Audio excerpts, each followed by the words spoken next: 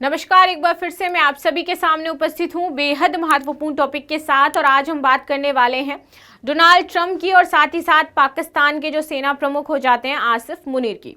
जैसे ही Donald Trump ने white house में मुनीर जी को इनवाइट किया, इसके बाद से ही पूरा जो जियो पॉलिटिक्स है वो उथल पुथल हो गया। तो यहाँ पर तब से ये कहा जा रहा है कि भाई इस जियो पॉलिटिक्स में कोई किसी का दुश्मन नहीं है, कोई किसी का दोस्त नहीं है, जिसको जब जिसकी ज़रूरत पड़ती है वो उसको अपना दोस्त बना लेता है। ठीक है, और वैसा ही यहाँ पर पाकिस्तान के साथ देखने को मिल रहा है। अभी तक अमेरिका जो है वो पाकिस्तान के साथ दूरी बना करके रखता था, पाकिस्तान का जो एक तरीके से सपोर्टर है वो नहीं माना जाता था। लेकिन हमने ये भी देखा है कि बैक एंड से कई बार अमेरिका ने पाकिस्तान को सपोर्ट भी किया है। तो वैसा ही इस बार देखने को मिल रहा है। रीजन क्या है यहाँ पर अचानक से ये जो मैत्री भाव उत्पन्न हो गया है अमेरिका और पाकिस्तान के बीच में? रीजन ये है कि अमेरिका चाहता है पाकिस्तान अपने एयरबेस का यूज करने दे हमें ईरान के खिलाफ। ठीक है, चूंकि अभी तक पाकिस्तान ने इजराइल को मान्यता दी नहीं है और इजराइल के साथ उसकी दोस्ती उतनी बेहतर है नहीं, ईरान उसका दोस्त हो जाता है। तो फाइनली अभी जो यूज किया जा रहा है आसिफ मुनीर का, वो इसलिए किया जा रहा है कि उसकी एक तो ईरान के साथ हमें दोस्ती को खत्म करना है, दूसरा इजराइल को मान्यता दिलानी है। यानी कि करीबी आप इजराइल से बढ़ाइए और ईरान से दूरी बढ़ाइए और ये जो युद्ध है इसमें शामिल हो जाइए। यही एक मेन रीजन था जिसकी वजह से डोनाल्ड ट्रंप ने स्पेशली व्हाइट हाउस में इनको इनवाइट किया और ये तो हो गए खुश भाई। ठीक है, ये वो कहावत नहीं जानते हैं कि कभी कभी काम निकलवाने के लिए हमें बाप बनाना पड़ता है, तो वैसा ही इनके साथ भी हुआ है। तो चलिए अब क्लास को शुरू कर लेते हैं और देख लेते हैं क्या इंपॉर्टेंट चीजें हैं। इससे पहले यूपीएससी मेंटरशिप प्रोग्राम जो है वो आपका शुरू कर दिया गया है, ऑफलाइन एंड ऑनलाइन दोनों मोड में। और यहाँ पर दो फीस कैटेगरीज आपको दिखाई देंगी। एक वो जो सामान्य विद्यार्थी अर्थात जो बच्चे संस्कृति आईएएस में नहीं पढ़ते हैं, एक वो जो संस्कृति आईएएस के विद्यार्थी पूर्व में रह चुके हैं, उनके लिए फीस कैटेगरी आपकी अलग होगी। Next one is 71st BPSC PT targeted batch हमारा शुरू हो चुका है, जिसकी फीस आपकी 4500 है।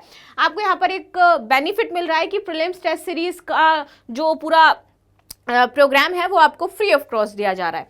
ठीक है, आगे बात कर लेते हैं। इजराइल को मान्यता देगा पाकिस्तान, जनरल मुनीर से मिलकर के ट्रंप ने दिए संकेत। मुस्लिम भाई ईरान को धोखा देने की तैयारी कर रहे हैं इधर पाकिस्तान। वैसे पाकिस्तान किसी का कोई दोस्त हो नहीं जाता, सिर्फ वो एक ही देश को धोखा नहीं दे सकता, बाकी वो हर देशों को धोखा दे सकता है। और एक देश किसको वो धोखा नहीं दे सकता है, ये मुझे कमेंट में आप लोग बताओगे कि आपके पॉइंट ऑफ व्यू से क्या हो जाता है कि वो बस एक ही देश है जिसको वो धोखा नहीं दे सकता, बाकी सबको दे सकता है।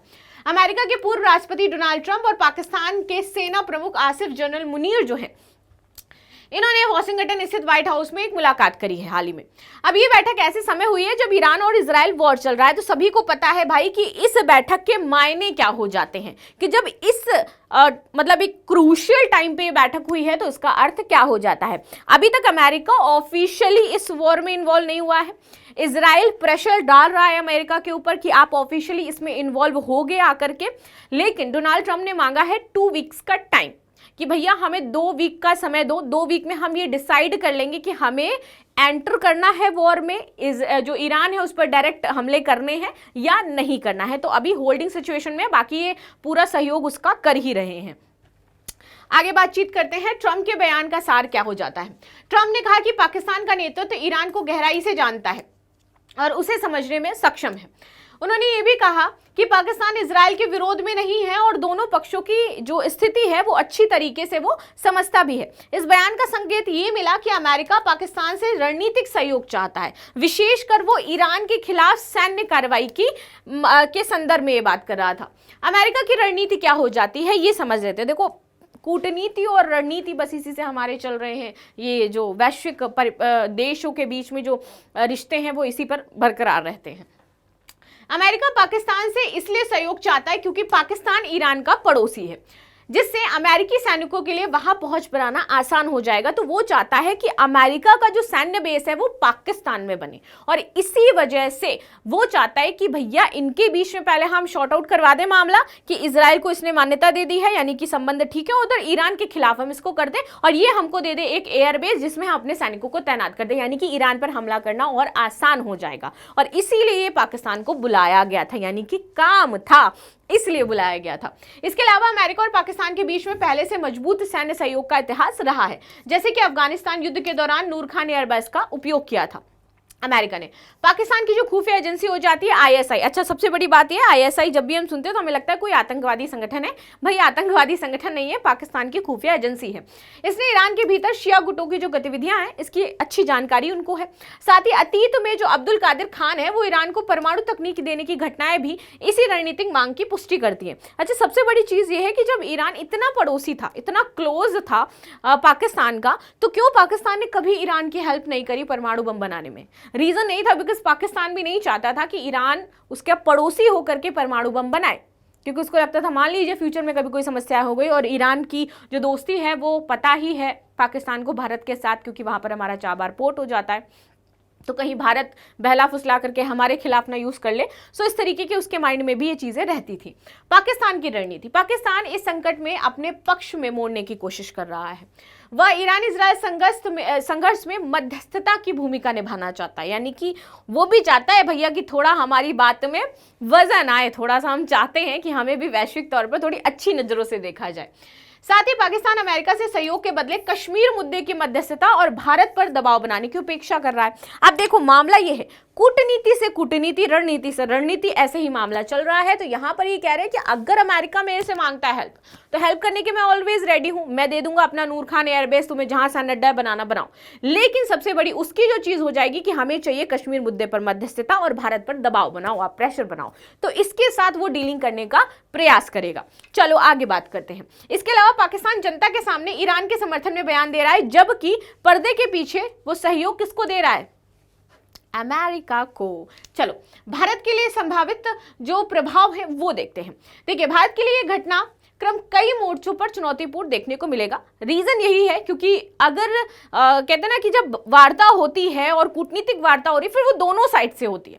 हम आपको कुछ हेल्प करेंगे, आप हमारी हेल्प करोगे, और ऐसे ही रिश्ते आगे बढ़ते हैं। तो वैसे ही रिश्ते इंटरनेशनल लेवल पर भी आगे बढ़ रहे हैं। तो एक और भारत अमेरिका का रणनीतिक साझेदार है, वहीं दूसरी ओर ईरान के साथ उसका ऊर्जा सहयोग है, चाबार पोर्ट है, जिसकी वजह से हमें थोड़ी सी दिक्कतें हैं।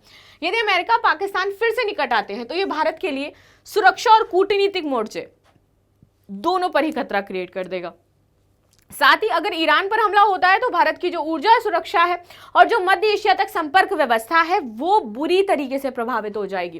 पाकिस्तान इजराइल का वास्तविक संबंध की अगर मैं बात करूं तो आधिकारिक रूप से पाकिस्तान इजराइल को मान्यता नहीं देता है। वो उसको एज अ देश मान्यता इसलिए नहीं देता है क्योंकि वो ईरान का समर्थन करता है, फिलिस्तीन मुद्दे का वो समर्थन करता है, वो हमास का समर्थन करता है, और इसलिए वो इजराइल का सपोर्ट नहीं करता है। यानी कि डायरेक्टली देखें या इनडायरेक्टली भी देख ले तो बात यही है कि वो आतंकवाद को सपोर्ट करता है कुल मिलाकर के। ठीक है, अमेरिका, पाकिस्तान और सऊदी अरब जैसे मुस्लिम देशों पर दबाव बना रहा है कि वे इजराइल को मान्यता दें, लेकिन फिलहाल ये देश फिलिस्तीन की मांग के समर्थन में है कि फिलिस्तीन को एज अ देश आप लोग मान्यता दे दो तो हम इजराइल को मान्यता दे देंगे। ये भी वाइस वर्सा चलेगा मामला। विशेषज्ञों की राय इसमें क्या है? पाकिस्तान के जो रणनीतिक विशेषज्ञ हैं हसन अक्सरी रिजवी, इन्होंने कहा कि ट्रंप मुनीर बैठक इस बात का संकेत है कि अमेरिका ईरान पर हमला करने की ओर बढ़ सकता है। यानी कि वो जो 2 वीक्स का टाइम मांगा गया है वो प्लानिंग और प्लॉटिंग के लिए मांगा गया है कि भैया पाकिस्तान में एक एयरबेस बना लूं, यहाँ बना लूं, एंड देन उसके बाद मैं उस पर हमला करूं। सो ये कह रहे हैं इस समय जो विशेषज्ञ हैं। भारतीय विशेषज्ञ इंद्राणी बागची का कहना है कि पाकिस्तान सेना अमेरिका से फिर से सामरिक निकटता बढ़ाने के नए रास्ते तलाश रही है, जिससे भारत के हित जो है वो कॉम्प्रोमाइज हो सकते हैं। लास्ट में we have a question, Iran को परमाणु तकनीकी देने के आरोप में किस पाकिस्तानी वैज्ञानिक पर आरोप लगाए गए थे? मुनीर अहमद खान, अब्दुल कादिर खान, समर मुबारकमंड या फिर फैजुल हक? तो ये थी हमारी न्यूज जो हमने डिस्कस करी। बाकी आप सभी की क्या राय इस मुद्दे पर जरूर बताइएगा। मिलते हैं नेक्स्ट क्लास में, तब तक के लिए धन्यवाद। लाइक शेयर सब्सक्राइब करना बिल्कुल भी ना भूलें, and thank you so much.